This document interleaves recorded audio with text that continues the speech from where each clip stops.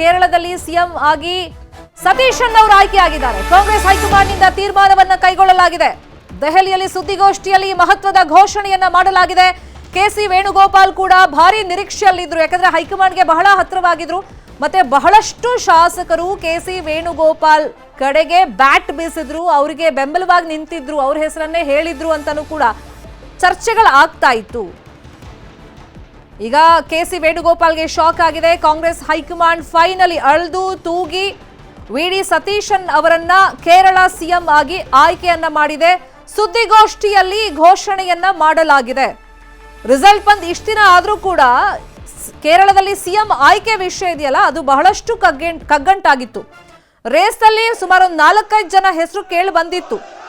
ಅದರಲ್ಲಿ ಕೆಸಿ ವೇಣುಗೋಪಾಲ್ ಅವರಿಗೆ finally CM ಸ್ಥಾನ ನೀಡಬಹುದು ಅಂತಾನು ಲೆಕ್ಕಾಚಾರಗಳು ಇತ್ತು. ಆದ್ರೆ ಫೈನಲಿ ಕೇರಳ ಸಿಎಂ ಆಗಿ ವಿಡಿ ಸತೀಶನ್ ಅವರು ಆಯ್ಕೆಯಾಗಿದ್ದಾರೆ. ಕಾಂಗ್ರೆಸ್ ಹೈಕಮಾಂಡ್ ಈ ಮಹತ್ವದ ಘೋಷಣೆಯನ್ನ ಮಾಡಿದೆ. ರೇಸ್ ಅಲ್ಲಿದ್ರು ಕೆಸಿ ವೇಣುಗೋಪಾಲ್, ರಮೇಶ್ ಚೆನ್ನಿತಾಲ ಅವ್ರಿಗೂ ಶಾಕ್ ಆಗಿದೆ. ಕೊನೆಗೆ ಸತೀಶನ್ ಅವರನ್ನ ಹೈಕಮಾಂಡ್ ಆಯ್ಕೆ ಮಾಡಿದೆ. ಈಗಷ್ಟೇ ಈ ಹೆಸರನ್ನ ಕಾಂಗ್ರೆಸ್ನ ಹೈಕಮಾಂಡ್ ಘೋಷಣೆ ಮಾಡಿದೆ.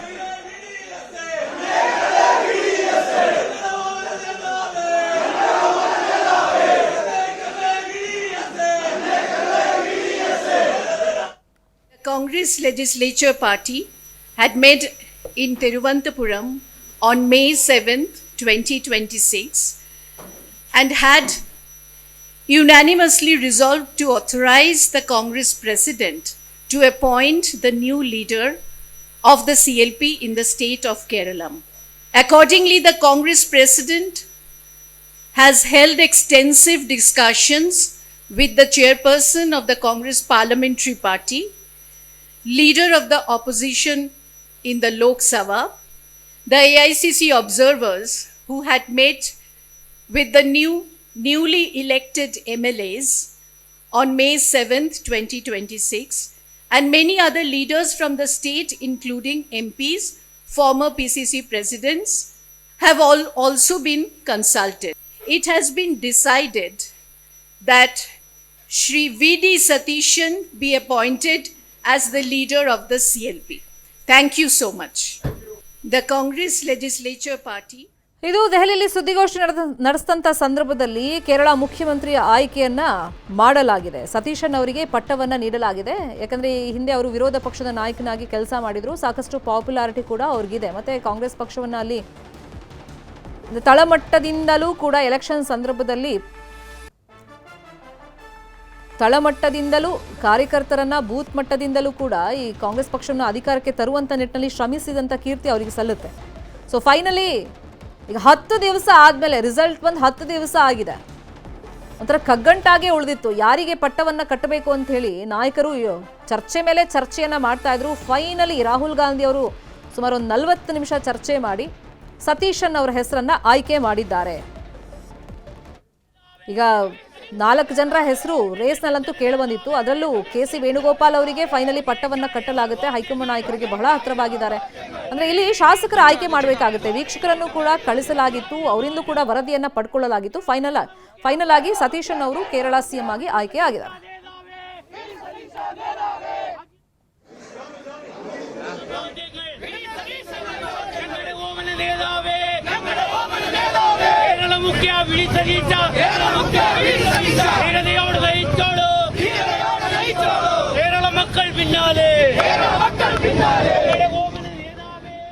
ಇನ್ನು ವಿಡಿ ಸತೀಶನ್ ಅವರು ಮೇ 31ನೇ ತಾರೀಕು 1964ರಂದು ಜನಿಸಿರೋದು.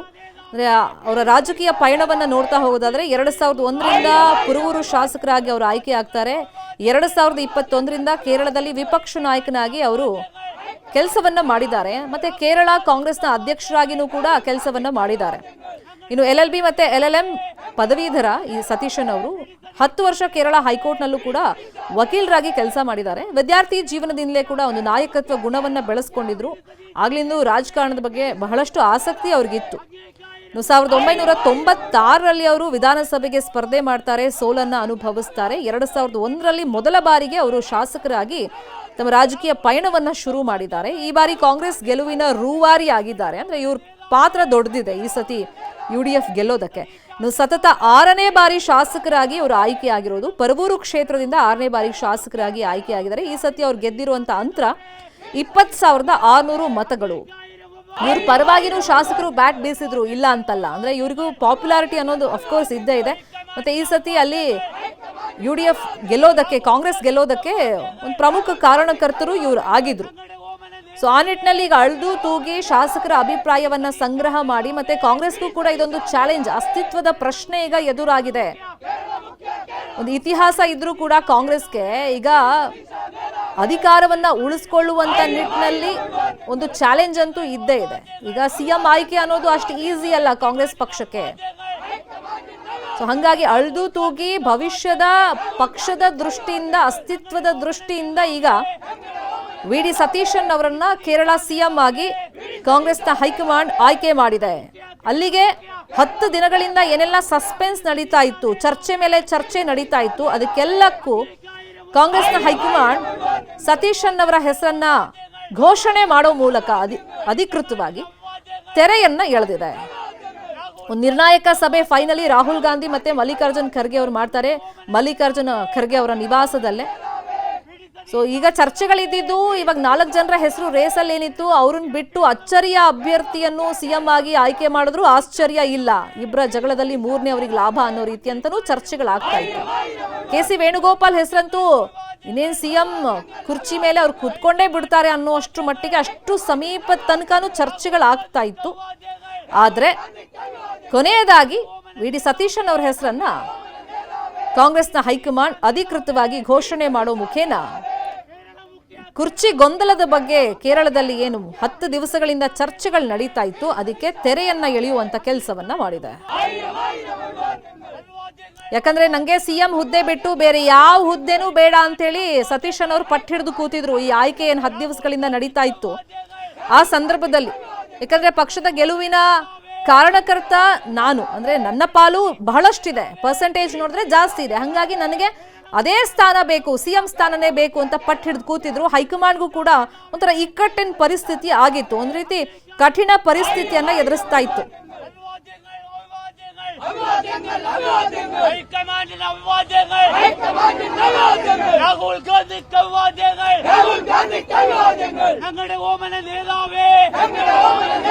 ದೀಪ್ದಾಸ್ ಮುನ್ಸಿ ಅವರು AICC ಪ್ರಧಾನ ಕಾರ್ಯದರ್ಶಿ ಈ ಬಗ್ಗೆ ಏನ್ ಘೋಷಣೆ ಮಾಡಿದ್ರು ಕೇಳೋಣ.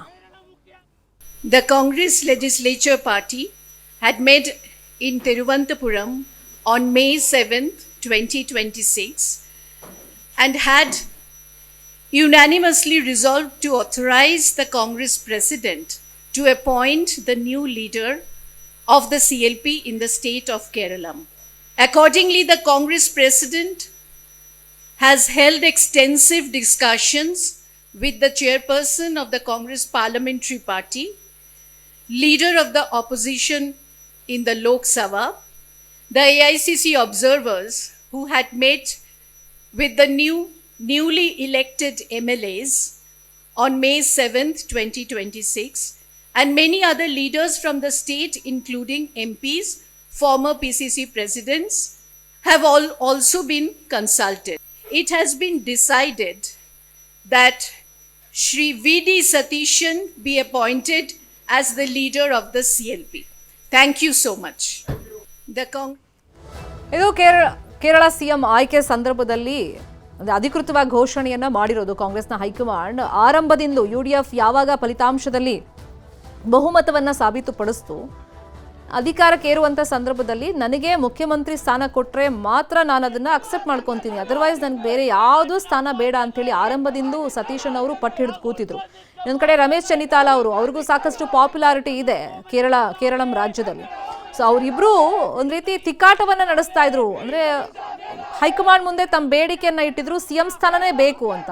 ಇಬ್ಬರಿಗಂತೂ CM ಸ್ಥಾನ ಕೊಡೋಕ್ಕಾಗಲ್ಲ, ಒಬ್ಬರನ್ನ ಆಯ್ಕೆ ಮಾಡಬೇಕು. ಈ ಮಧ್ಯದಲ್ಲಿ KC ವೇಣುಗೋಪಾಲ್ ಹೆಸರು ಕೂಡ ಮುನ್ನೆಲೆಯಲ್ಲಿ ಇತ್ತು. ಈಗ ಅಳ್ದು ತೂಗಿ ಫೈನಲಿ ಕಾಂಗ್ರೆಸ್ನ ಹೈಕಮಾಂಡ್ ಸತೀಶನ್ ಅವರಿಗೆ ಮಣೆಯನ್ನ ಹಾಕಿದೆ.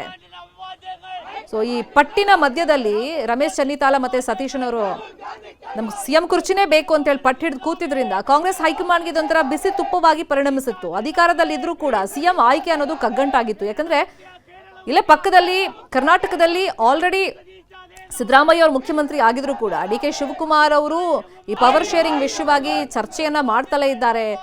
ಎರಡು ಬಣಗಳಾಗಿ ಹೇಳಿಕೆಗಳ ಮೇಲೆ ಹೇಳಿಕೆ ಕೊಡ್ತಿದ್ದಾರೆ. ಬಿಜೆಪಿಗೂ ಇದು ಅಸ್ತ್ರವಾಗಿದೆ. ರೀಸೆಂಟ್ ಆಗಿ ನರೇಂದ್ರ ಮೋದಿ ಅವರು ಕೂಡ ಈ ವಿಷಯವಾಗಿ ಪ್ರಸ್ತಾಪವನ್ನ ಮಾಡಿದ್ರು.